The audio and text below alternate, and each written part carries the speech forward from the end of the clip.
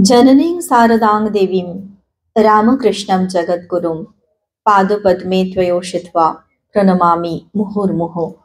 नमस्ते राजाय विवेकानंदसूरय सच्चित् सुखस्वरूपाय स्वामिने तापहारिणे। ঠাকুর মা ও স্বামীজির চরণে আভূমি লুণ্ঠিত প্রণাম নিবেদন করি। আভূমি প্রণতি মাতাজিকে। এত সুন্দর করে মায়ের কথা তার অনুভব দিয়ে তিনি ব্যক্ত করলেন। শীতের সকাল, প্রচন্ড শীত করছিল সকলেরই, কিন্তু মায়ের স্নেহের উষ্ণতায় আমরা যেন ভরে গেলাম। অপূর্ব সময় কাটছে। পিছনে মন্দিরে পূজা হচ্ছে, হোম হচ্ছে, মন্ত্র ভেসে আসছে, আর এইদিকে ডান দিকে ঠাকুর মা স্বামীজি স্বয়ং মূর্তি ধরে বসে গেছেন। তো আমরা একটা আধ্যাত্মিক পরিমণ্ডলের মধ্যেই একেবারে মাতৃময় হয়েই গেছি।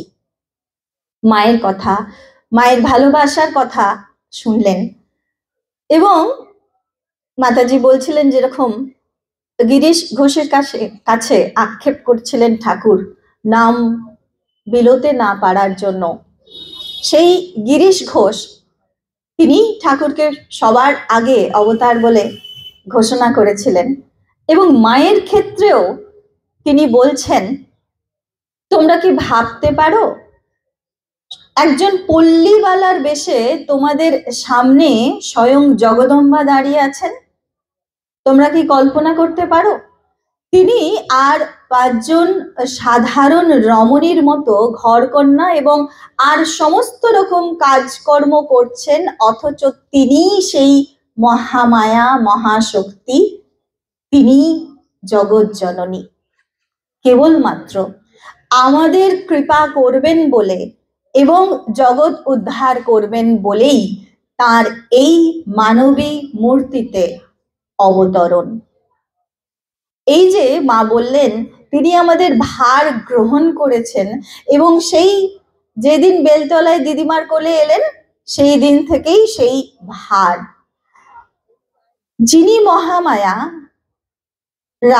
রাজেশ্বরী, তার পক্ষে এইরকম সাধারণ একটা জীবন বেছে নেওয়া কেবলমাত্র তার সন্তানদের কল্যাণার্থে মাই সেটি পারেন।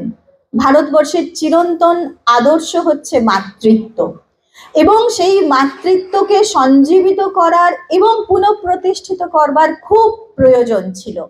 অবতার আসেন যুগ প্রয়োজনে। তিনি এসেছেন সস্ত্রীক, সশক্তিক, সপার্ষদ, ভগবান এবং ভগবতী। অন্যান্য অবতারে আমরা দেখেছি ভগবান বেশি কাজ করেছেন আর ভগবতী তার শক্তি তুলনায় যেন একটু নিষ্ক্রিয়। শ্রীরামকৃষ্ণ অবতারে যেহেতু তিনি মাতৃ সাধক এবং সেই মাতৃভাব প্রচারের জন্যই তার আগমন, তাই তিনি সেই মাতৃ শক্তিকেই যেন উদ্বোধিত করলেন, জাগরিত করলেন এবং তার কাছেই সমর্পণ করে গেলেন তার সন্তানদের ভার। মা তার যে জীবন একেবারে আমাদের মতোই সাধারণ একটা সংসারের মধ্যে, যেখানে আরো 5 জন মানুষ রয়েছেন যাদের মনোভাব, যাদের আচরণ সবই একেবারে সাধারণের থেকেও সাধারণ, হিংসা ঈর্ষা সমস্ত কিছু মিলিয়ে মিশিয়ে একটা পরিবার। সেই পরিবারের মধ্যে মা থাকলেন এবং সেখানে থেকে যে জীবনটি যাপন করে দেখালেন সেটি আমাদের কাছে আদর্শ স্থাপনের জন্য এবং সেই অভয়া জননীর তার সকল সংসারী সন্তানের প্রতি এটি যেন অভয় বার্তা, সংসারে থেকেও তপস্যা করা যায় এবং সেটি তিনি মুখে বলে নয়, তার জীবন দিয়ে সেটি করে দেখালেন। তপস্যা সম্পর্কে গীতাতে বলা হয়েছে 3 রকম তপস্যা হয়। একটা হচ্ছে কায়িক তপস্যা, একটা হচ্ছে বাচিক তপস্যা, আর একটা মানসিক তপস্যা। এই 3 রকম তপস্যার মধ্যে প্রথম রকম যে তপস্যা, কায়িক তপস্যা, সেই সম্পর্কে বলা হচ্ছে দেব দ্বিজ গুরু প্রাজ্ঞ पूजनम शौचम आर्यवम ब्रह्मचर्यम अहिंसा च शारीरं तप उच्यते। देवदीज गुरु प्राज्ञ पूजनम शौचमार्यवम ब्रह्मचर्यम अहिंसा च शारीरं तप उच्यते। অর্থাৎ দেবতা, ব্রাহ্মণ, গুরুজন ও প্রাজ্ঞগণের পূজা এবং শৌচ, সরলতা, ব্রহ্মচর্য ও অহিংসাকে কায়িক তপস্যা বলে। এবার আমরা মায়ের জীবনের দিকে ফিরে তাকাবো, কিভাবে একেবারে লিটারালি তিনি এই তপস্যাগুলো করছেন। মা বলতেন ঠাকুর হাঁচি টিকটিকি পর্যন্ত মানতেন, কারণ তারা কিন্তু কিছু ভাঙতে আসেন না, গড়তে আসেন। তাই প্রচলিত যা কিছু প্রথা সেই সমস্তগুলোকে তারা মান্যতা দিয়েছেন। সিংহ বাহিনী, এখন আমরা মায়ের বাড়ি গেলেই সিংহ বাহিনীর স্থানে যাই, সেখানের মাটি সংগ্রহ করি, সিংহ বাহিনীর মাহাত্ম্য আমরা সকলে জানি। কিন্তু এই সিংহ বাহিনীর প্রচার এবং তার মাহাত্ম্য প্রথম যিনি ছড়ালেন তিনি নিজেই স্বয়ং সিংহ বাহিনী, কিন্তু ওই মানবী রূপে সিংহ বাহিনী এই মূর্তি রূপিণী সিংহ বাহিনীর মাহাত্ম্য প্রচার করবেন বলেই তার তখন ভীষণ কষ্ট পাচ্ছেন, শারীরিক ব্যাধিতে চোখ টোক ফুলে গেছে, কিছুতেই কমছে না। কেউ একজন মাকে বললেন সিংহ বাহিনীর মারতে হতে দেবে? মা সঙ্গে সঙ্গে রাজি হয়ে গেলেন। এর আগে সিংহ বাহিনীর থানেতে হত্যে দেবার চেষ্টা করেছিলেন ঠাকুরের মায়ের খুঁড়ো মশাই, তো তাকে কিন্তু সিংহ বাহিনী মা একটু টিকতে দেননি, পিঁপড়ে টিপড়ে পাঠিয়ে দিয়েছিলেন, এমন কামড়েছিল তিনি চলে এসেছিলেন। এবং দিদিমাকে এই সিংহ বাহিনী মা তখন স্বপ্ন দিয়ে বলেছিলেন যে ও এখন কেন হত্যে দিতে এসেছে, জানে না এখন আমার ঘুমোবার সময়।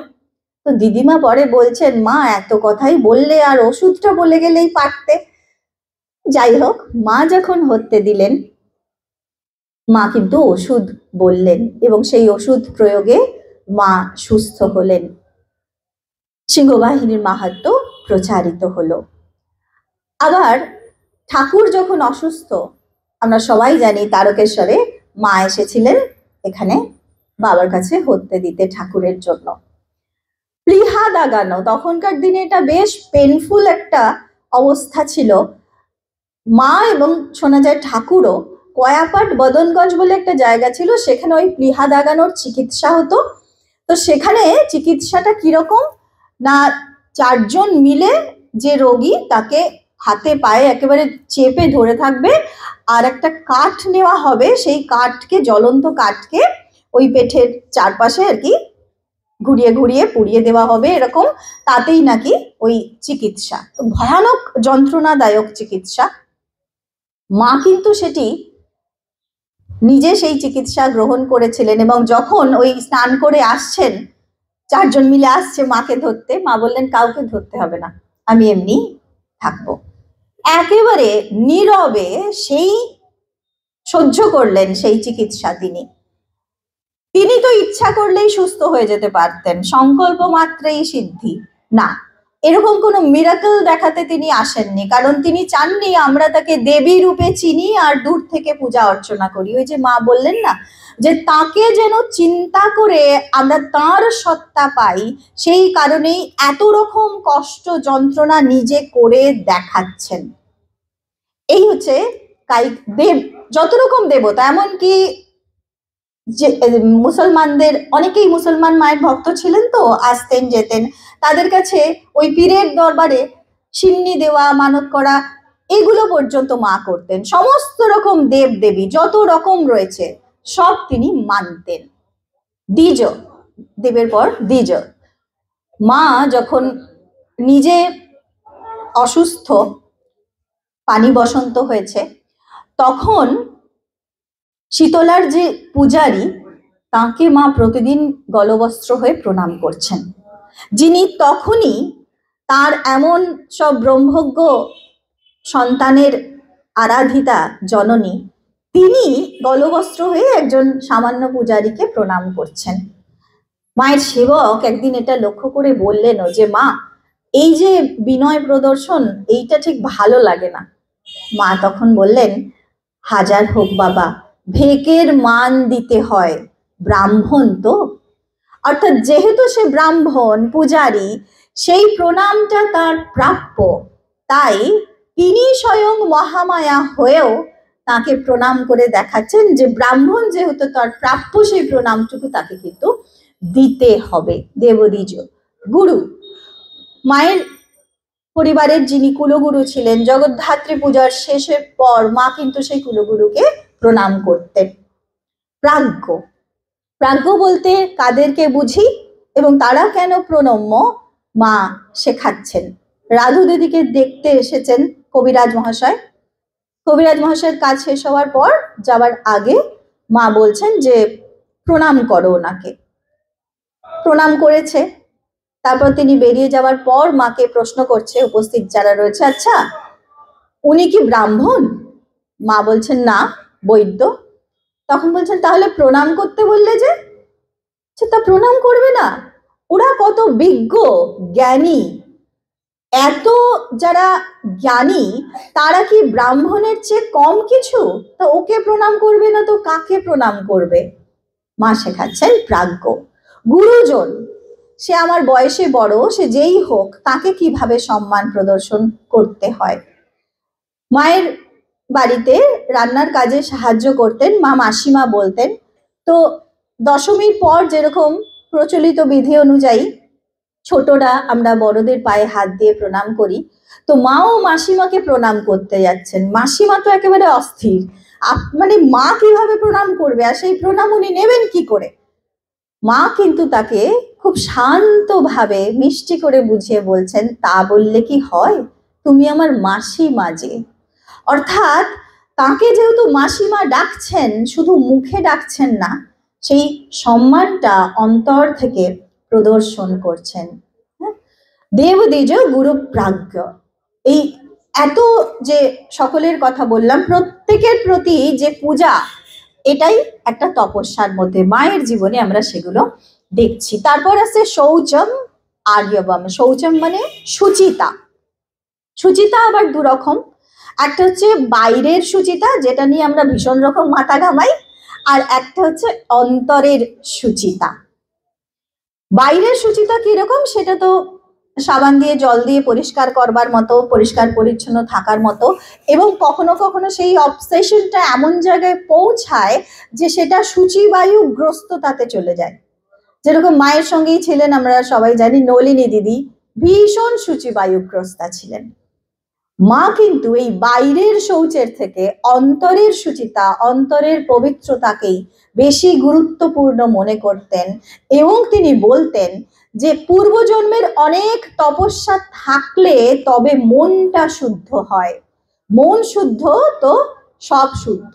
তিনি নিজের কথা বলছেন, ওই রকম আমি কত শুকনো বিষ্ঠা মারিয়ে এলুম আর দুইবার গোবিন্দ গোবিন্দ বললুম, ব্যাস সব শুদ্ধ। এইটা বাইরের সুচিতা নিয়ে মাতামাতি করার প্রয়োজন নেই, অন্তরটা যেন শুদ্ধ থাকে। মায়েরই জীবনের ঘটনা, বাগবাজারে উদ্বোধনের বাড়ির সামনেতে একদল সেই পঙ্গপালের মতো গ্রাম্য কিছু দেহাতি মানুষ এসে বসে রয়েছেন। কলকাতা বেড়াতে আসে না সবাই দল বেঁধে, সেরকমই তাদের পোশাক আশাক একেবারেই উস্কো খুস্কো শুকনো, দেখে মনে হচ্ছে যে একেবারেই যেন আমরা তথাকথিত ভাবে যাদেরকে বলি অভব্য, সেরকম তারা বসে আছে এবং এক দৃষ্টে মায়ের বাড়ির ওই দোতলার দিকে, বারান্দার দিকে তাকিয়ে আছে। হয়তো তারা শুনেছে ওখানে মা আছেন এবং ভাবছেন যদি তার দর্শন পাওয়া যায় তাহলে এই যে তারা তীর্থ করতে এসেছেন, সেই তীর্থ দর্শনের পুণ্য বহু গুণে বর্ধিত হবে। সেই আশায় তারা কেউ বসে কেউ দাঁড়িয়ে রয়েছেন। মা তখন হঠাৎই কোনো কাজে বা এমনি বারান্দায় এলেন। মাকে দেখা মাত্র সেই দলের মধ্যে একটা চাঞ্চল্য তৈরি হলো এবং সকলে মিলে একসঙ্গে চিৎকার করে বলছেন যে, বলছি মা, জগজ্জননীর দর্শন মিলবে কি? আমরা বহু দূর থেকে এসেছি। মা শুনে সঙ্গে সঙ্গে সেবককে নির্দেশ দিচ্ছেন যে ওদের ভেতরে আসতে দাও। সেবক দেখা মাত্রই তিনি ভাবছেন যে এই এক পঙ্গপাল আর এত নোংরা, এদেরকে যদি ভিতরে আসতে দেওয়া হয় সে তো একেবারে বিভৎস অবস্থা হবে। তখন বলছেন, মা আপনি ওদেরকে ভিতরে আসতে বলছেন, কিন্তু ওরা যে এক পঙ্গপাল আর বড্ড নোংরা। মা ভীষণ ব্যথা পেলেন কথাটা শুনে। মা বললেন, বাবা সবাইকে আমি দর্শন দিচ্ছি, আর ওরা এত দূর থেকে এসেছে, ওদেরকে দেখা দেব না? তাছাড়া ওদের বাইরেটা নোংরা, ভিতরটা পরিষ্কার, তুমি ওদেরকে ভিতরে নিয়ে এসো। মায়ের এই কথা শোনা মাত্রই আর তো দ্বিরুক্তি চলে না, সেবক তাদেরকে নিয়ে গেলেন। তারা সবাই মহানন্দে মায়ের চরণ দর্শন করলেন, প্রণাম করলেন। সেদিন প্রচুর সিঙ্গারা এসেছিল, ঠাকুরের প্রসাদ হয়েছিল, সিঙ্গারা মিষ্টি সেই সব তারা হাত ভরে প্রসাদ পেলেন, মহানন্দে চলে গেলেন। এই মা তিনি বাইরেটা দেখেন না, অন্তরটা দেখেন। তাই অন্তরের শৌচ, এটাই কিন্তু আমাদেরকে ভাবতে হবে সেই দিকে, বাইরেটা নিয়ে ততটা বেশি মাথা না ঘামালেও চলবে। এই হচ্ছে শৌচ। তারপর আর্যবম, আর্যবম অর্থাৎ সরলতা, সারল্য। মা যে কি সরল ছিলেন, অঘোরমণি দেবী মায়ের ছোটবেলার বন্ধু, মা সম্পর্কে তিনি বলতেন যে মা যেন ছিলেন সরলতার প্রতিমূর্তি। এবং তার জীবনের সারল্যের বহু ঘটনার মধ্যে সেই কলকাতায় প্রথম এসে কল খুলেই মা চিৎকার করছেন সাপ সাপ বলে। কারণ ওই কলটা খুললে পরে প্রথমে যারা কলকাতার মানুষ তারা খুব হাসতে লেগেছে। তারা জানে যে দীর্ঘ সময় কলটা যখন ব্লক থাকে, একটা এয়ার ওখানে গ্যাপ হয়ে যায়, তো প্রথম যখন কলটা খোলে একটা হিসিস করে শব্দ হয়। তো মা সেটা, মায়ের সরলতা দেখুন, মা ভাবছেন যে সাপ। পরবর্তী সময়ে এই ঘটনাটা মা বলতেন, বলতে খুব মজা পেতেন এবং খুব হাসতেন। মায়ের কাছে বুদ্ধির প্রশংসা করতে হলে কারোর, মা বলতেন যে অমুকের বউ ঘড়িতে দম দিতে জানে। তখনকার দিনে দম দেওয়া ঘড়ি, তো ঘড়িতে দম দিতে জানাটা বিশাল ব্যাপার একটা। লণ্ঠন, তখনকার দিনে যে লণ্ঠন থাকতো তার পরিষ্কার করতে অনেক খুলে টুলে কাঁচটাকে বার করে কলকবজা অনেক। তো মা বলতেন, ওতে বাবা অত কলকবজা আমি পারি না। তো যে সেটা পারে সেও ভীষণ ব্রিলিয়ান্ট কেউ আর কি মায়ের কাছে। তো এই হচ্ছে মায়ের সারল্য। এইভাবে মাকে আমরা দেখছি তার এই কায়িক তপস্যা এবং সেই সঙ্গে অহিংসা। কারোর প্রতি তিনি এতটুকু ঈর্ষা, এতটুকু হিংসা তো নেই। এবং যখন তার ভাইয়েরা সেই সম্পত্তির ভাগাভাগি নিয়ে কত কি হচ্ছে, মা কিন্তু তার মধ্যে একেবারে নীরব, নিশ্চল, কোনো কিছুতে তার এতটুকু চাঞ্চল্য নেই। কারোর প্রতি কোনো দেশ প্রকাশ করছে না, তাকে কিছু দেওয়া হলো না হলো কিচ্ছুতে যায় আসে না তার, অনাসক্ত একেবারে। শরৎ মহারাজ বলছেন যে মাকে দেখছো, আমরা তো একটু পান থেকে চুন খসলে একেবারে রেগে আগুন হই, আর মাকে দেখো তার ভাইরা কি না করছে, অথচ তিনি যেমন তেমন, একেবারে যেন সব সময়ই তিনি সাধনায় রয়েছেন, এটি তার তপস্যা। এরপর মানসিক তপস্যার যে শ্লোকটি আমরা সেটি আগে পড়ব। মানসিক তপস্যা কি গীতায় বলছেন, অনুদ্বেগকরম বাক্যম সত্যং প্রিয় হিতং চ যৎ স্যাধ্যায় অভ্যাসনম চৈব বাঙ্ময়ং তপ উচ্যতে। অনুদ্বেগকর, সত্য, প্রিয় ও হিতকর বাক্য এবং স্বাধ্যায় অর্থাৎ বেদাদি শাস্ত্র পাঠকেই বাচিক তপস্যা বলে। বাচিক তপস্যার কথা আগে পড়বো, কায়িক হলো তারপর বাচিক।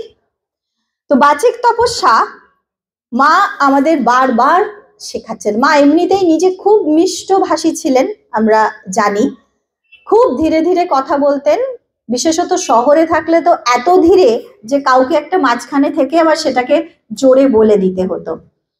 এবং কখনো কাউকে মনে আঘাত দেওয়া তো দূরেই কথা, কখনো কাউকে জোরে একটা কথা পর্যন্ত তিনি বলেননি।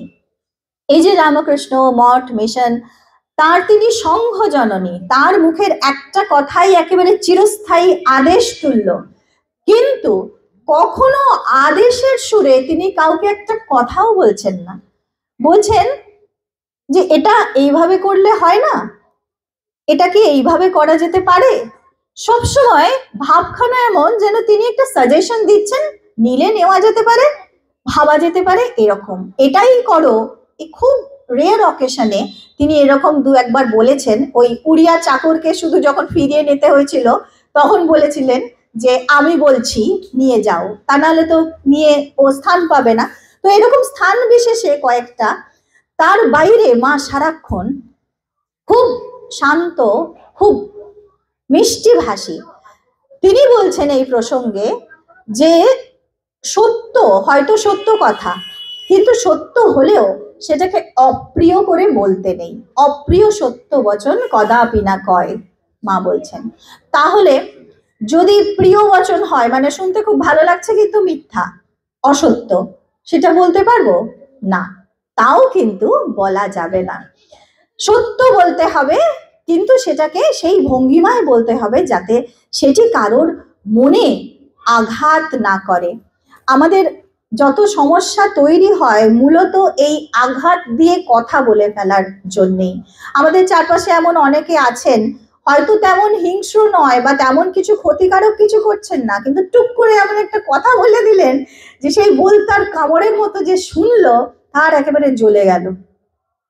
এইরকম যেন না হয়, মা সেটি বলছেন যে মিষ্টি করে কথা বলতে শেখা, এইটিও একটি তপস্যা। সর্বদা প্রিয় কথা বলা এবং সেই সঙ্গেই সত্য কথা বলা, অনুদ্বেগ কর। এমন কথা বলবো না যে কেউ শুনে তার উদ্বেগ বেড়ে গেল, তার প্রেশার বেড়ে গেল, হয়তো এমন কথা বললো সে উদ্বিগ্ন হয়ে, এরকম কথাবার্তা নয়। তারপর সত্য, প্রিয় এবং হিতকর বাক্য, তার সঙ্গে সাধ্যায়, অর্থাৎ মা বলছেন মায়ের পড়াশোনার খুব আগ্রহ ছিল কিন্তু সেইভাবে হয়নি। আসলে সরস্বতীর আবার পড়াশোনা, তার কৃপাতেই আমাদের যতটুকু হয় আর কি। তো তিনি কিন্তু পড়াশোনা খুব ভালোবাসতেন এবং ছোটবেলায় চেষ্টাও করেছিলেন। ভাইদের যখন নিয়ে যেতেন পাঠশালাতে, তিনি ওই শুনে শুনে যতটুকু শিখতেন। তারপর তিনি এবং লক্ষ্মী দিদি যখন থাকেন একসঙ্গে, বর্ণ পরিচয় কিনে একটু একটু পড়তেন, লক্ষ্মী দিদি পড়ে সেটা আবার এসে মাকে শেখাতেন। তারপর যা হয়েছিল আমরা সবাই জানি, হৃদয়রাম জানতে পেরে বইটা কেড়ে নিল, যে মেয়ে মানুষ আবার লেখাপড়া শিখছে, শেষকে নাটক নভেল পড়বে বলে কেড়ে নিল। মা বলছেন লক্ষ্মী ঝিয়ারি মানুষ, ও দিলে না, জোর করে রেখে দিলে, কিন্তু মা তো ওরকম ভাবে কোনোদিনই কারোর সঙ্গে ব্যবহার করেন না। তো মা বলছেন আমি আবার 1 পয়সা দিয়ে আবার একটা বর্ণ পরিচয় কিনলুম। পরবর্তী সময়েও দক্ষিণেশ্বরে যখন, সেখানেও ওখানে একজন মহিলা ছিলেন, তিনিও মাকে কিছু কিছু পড়ানো শিখিয়েছিলেন। তো এইভাবে মা পড়তে পারতেন অল্প বিস্তর, লিখতে খুব একটা পারতেন না, কিন্তু পড়তে পারতেন। এবং রামায়ণ মহাভারত নিত্য পড়া, পরবর্তীকালে কথামৃত থেকে প্রতিদিন তাকে পাঠ করে শোনানো, এগুলো কিন্তু মা করতেন এবং সকলকে বলতেন যে এই সৎ গ্রন্থ, অবতারদের জীবনী, সৎ গ্রন্থ পাঠ প্রতিনিয়ত এগুলো প্রয়োজন, কারণ এগুলোও হচ্ছে সাধু সঙ্গ। আমরা সাধু সঙ্গের কথা বলি তো সবসময়, ঠাকুর বলছেন সাধু সঙ্গ এবং নির্জন বাস। তো সাধু সঙ্গ মানে সবসময় আমাদের এই সৌভাগ্য তো হয় না যে গেরুয়াধারী কেউ পাশে বসে আমাদের সৎ প্রসঙ্গ শোনাবেন। তো তখন কি করব, তখনের জন্য হচ্ছে এই সৎ গ্রন্থ, এগুলোও হচ্ছে সাধু সঙ্গ। তাই এই সাধ্যায়ের কথা মা বলছেন এবং সেই তপস্যা তিনি নিজে জীবনে করে দেখাচ্ছেন। এরপর মানসিক তপস্যা। মানসিক তপস্যার শ্লোক যেটি বলা হয়েছে গীতাতে, মনঃ প্রসাদ সৌম্যত্বম মৌনম আত্মবিনিগ্রহ ভাব সংশুদ্ধিরিত্যেতৎ তপঃ মানসম উচ্যতে। মনের প্রসন্নতা, সৌম্য ভাব, বাক সংযম, মনের নিরোধ, ব্যবহারকালে ছলনারাহিত্যকেই মানসিক তপস্যা বলে। মনের প্রসন্নতা, মা কি বলছেন, প্রসন্নতা কিসের থেকে আসে? অনাসক্তি থেকেই। যখন আমরা কোনো কিছুর প্রতি আসক্তি হই, তার থেকেই, সেই আসক্তি থেকেই কিন্তু দুঃখ, কষ্ট, যন্ত্রণা সব তৈরি হয়। তো মায়ের এই অনাসক্ত ভাব, এটি তার জন্মগত, যার ফলেই তাকে আমরা দেখি এবং বলতে শুনি হৃদয়ের মধ্যে আনন্দের পূর্ণ ঘট যেন স্থাপন হয়ে রয়েছে। সেই অবস্থায় নহবতের ওই ছোট্ট ঘরে মাকে থাকতে দেখে সেখানকার কলকাতার যারা কিছু মারবাড়ি ভক্ত আসতেন, তাদের চেহারা তখনই তেমন, ঢুকতেও পারছেন না মায়ের ঘরের ভিতরে এত, সেই গেটের সামনে দাঁড়িয়ে, মায়ের দরজার সামনে দাঁড়িয়ে খুব দুঃখ প্রকাশ করছেন, আহা গো আমাদের সতী লক্ষ্মী কি ঘরেই থাকেন গো। যারা বলছেন বটে, মা কি বলছেন? হৃদয়ে আনন্দের পূর্ণ ঘট স্থাপন হয়ে রয়েছে। পরবর্তী সময় বলছেন, দক্ষিণেশ্বরে থাকতে একটা ফটফটে মাদুর পাততুম, তার উপরে ফেসর বালিশ, তখন যেমন ঘুমোতুম, এখন এইসবে, অর্থাৎ এই বিছানা টিছানা পরবর্তী সময় যা মায়ের জন্য আয়োজন ছিল, এইসবে শুয়েও তেমনই ঘুম হয়। অর্থাৎ তার ঘুমটা আমার মাথায় কার্লনের বালিশ থাকবে না, গায়ে কিসের কম্বল থাকবে, তার উপর তো ডিপেন্ড করে না। তিনি অনাসক্ত। আমরা ভাবি মাথায় এই বালিশ নেই, বালিশের হাইটটা একটু উঁচু নিচু হয়ে গেলে ঘুমের প্রবলেম, কারণ আমাদের ওই বাইরের জিনিসগুলোর সঙ্গে এত বেশি অ্যাটাচমেন্ট, তাই জন্যেই নিজের বালিশ না হলে ঘুমোতে পারছি না, নিজের চাদরটা সঙ্গে করে নিয়ে যাচ্ছি অন্য কোথাও যেতে হলে। কিন্তু এইগুলো কেন? বাইরের জিনিসের সঙ্গে যত বেশি আমরা অ্যাটাচড, তত বেশি কিন্তু আমাদের দুঃখ, কষ্ট, ভালো না থাকার কারণ বেশি। আর যে যত বেশি অনাসক্ত হতে পারবে, কিছুতেই কিছু যায় আসে না, সে কিন্তু তত বেশি আনন্দে। মা সেটি নিজের জীবন দিয়ে করে দেখাচ্ছেন। এক সময় যখন ভাতের উপর একটু নুন শাক জোটাতে পারছেন না, তখনও তিনি যেমন আনন্দে পরিপূর্ণা হয়ে রয়েছেন, পরবর্তী সময়ে এত এত জিনিস আসছে, ফল মিষ্টি কিচ্ছুর অভাব নেই, তখনও তিনি তেমনই নিরাসক্ত। তখনও যে আনন্দে একবারে উদ্বেলিত হয়ে যাচ্ছেন এত কিছু এলো, এমন নয়। সবসময় ওই সৌম্য ভাব তার মধ্যে প্রকাশ পাচ্ছে। তার দেবীত্ব সাধারণত তিনি আড়াল করে রাখতেন, কিন্তু কখনো কখনো কারোর ক্ষেত্রে তিনি সেটি প্রকাশ করেছেন। এবং এইরকমই বাগবাজারের গঙ্গাঘাটের একটি ঘটনা, মা একদম নিচের দিকে বসে সিঁড়িতে জপ করছেন, একজন ওপরে, একদম ঘাটের ওপরের দিকে, সে খুব মৃদু সুরে চণ্ডী থেকে পাঠ করছে, এত মৃদু সুরে যে আমাদের এই বাইরের কানে পৌঁছানোর কথা নয়, কিন্তু তিনি যাকে উদ্দেশ্য করে ডাকছেন তিনি তো আর এই কানে শোনেন না, তিনি জপে বসে থাকলেও ঠিক শুনছিলেন। এবং যখন সেই পাঠ করতে করতে সেই ভক্ত সৌম্যতরা শেষ সৌম্যভ্যস্তি সুন্দরী এই অংশে এলেন, মা তখন চোখ খুলে তার দিকে তাকিয়ে দু হাতে তাকে আশীর্বাদ করলেন, আবার জপে মগ্ন হলেন। এই সৌম্য ভাব তার মধ্যে সর্বদা বিরাজ করছে, যে কোনো অবস্থায় মনের প্রসন্নতা, সৌম্য ভাব। বাক সংযম সাংঘাতিক সাধনা, আমাদের জন্য তো বটেই মা শেখাচ্ছেন। 60 মাইল পথ পায়ে হেঁটে দক্ষিণেশ্বরে পৌঁছালেন, চতুর্থবারের জন্য যাচ্ছেন, সঙ্গে দিদিমা রয়েছেন, আরো সবাই রয়েছেন। হঠাৎ করে হৃদয়রামের একেবারে আক্রমণ, এখানে কি জন্য এসেছো, এখনই চলে যাও। দিদিমা তো হতভম্ব হয়ে গেলেন, কিছু বলতে পারছেন না। ঠাকুর সেখানে উপস্থিত, ঠাকুরও কিছু বলছেন না। মায়ের রিয়াকশনটা আমরা দেখব, সাধনা কাকে বলে। ওই পরিস্থিতিতে আমরা নিজেরা যে কেউ নিজেকে যদি কল্পনা করি, সবার আগে ঠাকুরের উপরে আঙুল তুলবে, তুমি থাকতেও আমাকে এখানে কি করে এসব কথা বলছে, 1 নম্বর। 2 নম্বর হচ্ছে হৃদয়রামকে আরো দুটো কটু কথা তো শোনাবে, আমি তো আসবই, এখানে ঠাকুর আছেন, আমার আসার জায়গা, তুমি কে বলবার। না, মায়ের রিয়াকশন দেখুন, তিনি কিন্তু একটা কথা উচ্চারণ করলেন না, না ঠাকুরকে প্রতিবাদ করে বললেন যে কেন তুমি চুপ করে আছো, কিছু বলছো না, ও আমাকে অপমান করছে, এমনকি হৃদয়রামকে তো নয়, শুধু মনে মনে জগৎজননীর চরণে প্রার্থনা রাখলেন, মা আবার যদি কখনো আনাও তো আসবো। এবং পরবর্তী বার যখন মা এসেছেন, ঠাকুরকে নিজেকে বারবার চিঠি লিখতে হয়েছিল, যেভাবে হোক এসো, এখানে এখন রামলাল পূজারি হয়েছে, আমাকে সেভাবে দেখে না, আমার খুব কষ্ট, তুমি 10 টাকা হোক 20 টাকা হোক পালকি করে এসো, যেভাবে হোক তুমি এসো। সেই ঠাকুর চিঠি লিখলেন, মা সসম্মানে এলেন। আর যেই হৃদয়েরা মায়ের সঙ্গে এই ব্যবহার করেছিলেন, তিনি ত্রৈলোক্য বাবুর মেয়েকে কুমারী পুজো করেছিলেন বিনা অনুমতিতে, তাকে সেই দক্ষিণেশ্বরের এলাকা থেকে বহিষ্কার করা হলো, তার কিন্তু সেখানে ঢোকার অধিকার পর্যন্ত ছিল না। এই হচ্ছে বাক সংযম। বাক সংযম করলে, বাক আমাদের একটা বিরাট শক্তি, শব্দকে ব্রহ্ম বলা হয়। সেই শক্তি সংযমের জোরে আমাদের নিজেদের মানসিক শক্তি কিন্তু অনেক অনেক বেড়ে যায়। বলা হয় না সাইলেন্স তার একটা বিরাট পাওয়ার।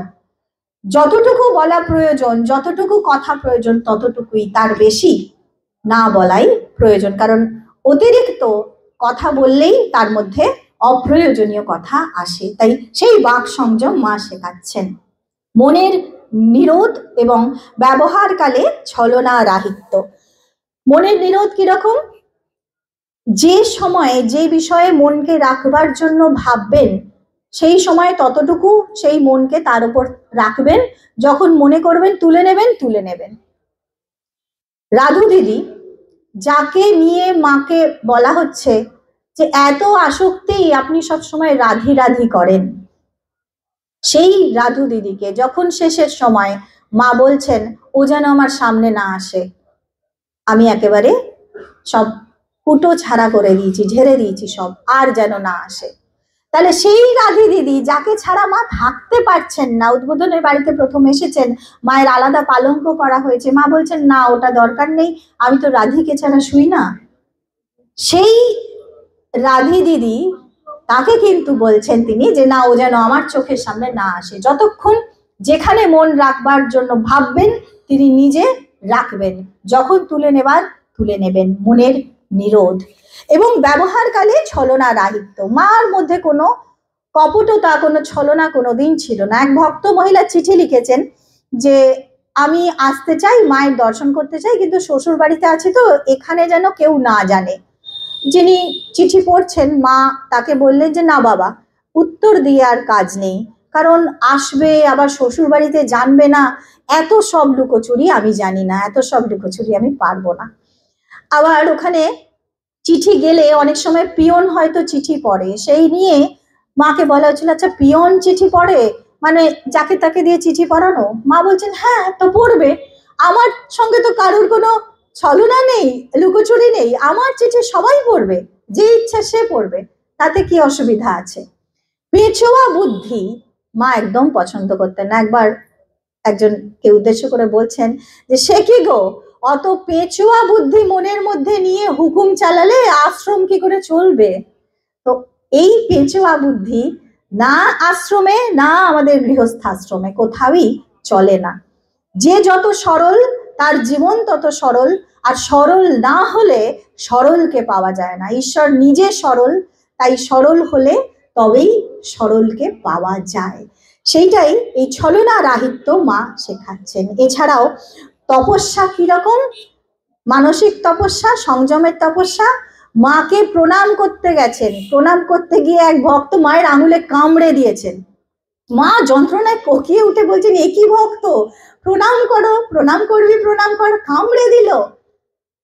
অর্থাৎ সে ভাবছে যে মাকে ওই ব্যথাটুকু দিয়ে যাবো। একজন জোর করে মায়ের পায়ে মাথাটা ঠুকে দিল, এত জোরে ঠুকে দিল মায়ের ব্যথা লেগে গেল। মা উহ করে উঠছেন, বলছেন আমি মায়ের পায়ে ইচ্ছা করে ব্যথাটা রেখে গেলাম, যতদিন ওই পায়ে ব্যথাটা থাকবে মায়ের আমাকে মনে থাকবে। তো এইরকম বিদঘুটে সব ভক্ত যাদের মনে রাখার এইরকম ধরনের কৌশল, সেইগুলো অ্যাপ্লাই করছেন, মা কিন্তু সেগুলো সহ্য করছেন এবং বলছেন যে দেখো বাবা, শরৎকে এইসব বলো না, বললে কিন্তু প্রণাম বন্ধ করে দেবে। খুব স্বাভাবিক, তিনি তার কৃপা থেকে কাউকে বঞ্চিত করতে চান না। তাতে তার নিজের কষ্ট হচ্ছে, নিজের যন্ত্রণা হচ্ছে, তাও সই। কেউ কেউ প্রণাম করে যাচ্ছে, 10 বার পায়ে গঙ্গা জল দিয়ে ধুচ্ছেন, বিছে কামড়ানোর মতো কামড়াচ্ছে, কিন্তু তবুও তিনি সহ্য করছেন জননী, কারণ তিনি এসেছেন এই ভালোবাসাই শেখাতে। মা বলছিলেন না তার ভালোবাসাই সব, এবং তিনি বলছেন যে ঠাকুরের ভালোবাসাতেই এই সমস্ত কিছু গড়ে উঠেছে এবং সেই ভালোবাসা শেখাতেই ঠাকুর আর মা এসেছেন। আমাদের যত সমস্যা সংসারে হয়, যেখানে হয় কিন্তু এই ভালোবাসার অভাবে। আমরা যাকে ভালোবাসি তার দোষ কিন্তু দেখি না, আর যার দোষ দেখি তার মানেই জানতে হবে তার প্রতি সেই ভালোবাসাটা নেই। তাই ভালোবাসতে যদি শিখি তাহলে কিন্তু এই দোষ দেখাটা আপনিই কমে যাবে। আর মা বলছিলেন না খুব সুন্দর করে, মা তো শুধু কারোর একার মা নন, তিনি সবার মা।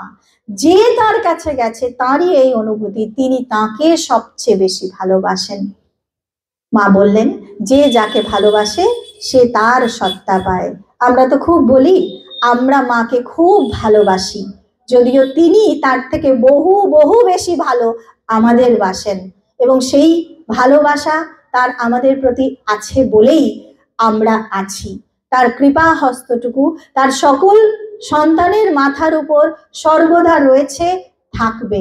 আর এই যে তপস্যা তিনি জীবন দিয়ে করে দেখিয়েছেন, আমরা যেন চেষ্টা করি তার কণা মাত্র জীবনে গ্রহণ করতে এবং যাপন করতে, তবেই জননীর এত কষ্ট এত তপস্যা সার্থক হবে। ঠাকুর মা স্বামীজির কৃপা সকলের উপর বর্ষিত হোক। খুব ভালো থাকুন, সুস্থ থাকুন, আনন্দে থাকুন, এই প্রার্থনা করি। মাকে আবারও প্রণাম জানিয়ে আমার অনুধ্যান এখানেই শেষ করছি। ওম শান্তি শান্তি শান্তি। হরি ওম তৎসৎ। শ্রীরামকৃষ্ণ অর্পণমস্তু।